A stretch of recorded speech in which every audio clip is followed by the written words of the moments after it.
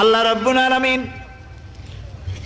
কোরআনে কারীমের ভিতরে নবীজির নাম একটি বারের জন্য নাম ধরে তাকে ডাকেন নাই, বরং তিনি বলেছেন তোমরা পরস্পর পরস্পরকে যেভাবে নাম ধরে ডাকাডাকি করো আমার নবীকে সেভাবে নাম ধরে ডাকবে না। আল্লাহ নিষেধ করেছেন আমার নবীর নাম ধরে ডাকবে না। সুবহানাল্লাহি ওয়া বিহামদিহি। এই পৃথিবীতে যত নবী আসছেন সমস্ত নবীরা হলেন এলাকা ভিত্তিক নবী, অঞ্চল ভিত্তিক নবী। এক এক এলাকার, নূহ আলাইহিস সালাম এক এলাকার, মুসা আলাইহিস সালাম আলাক এলাকার, দাউদ আলাইহিস সালাম আরাক এলাকার, এরকম এলাকা ভাগ ভাগ করা। কিন্তু মুহাম্মদ সাল্লাল্লাহু আলাইহি ওয়াসাল্লামকে আল্লাহ রাব্বুল আলামিন কোন এলাকার জন্য নবী বানান নাই।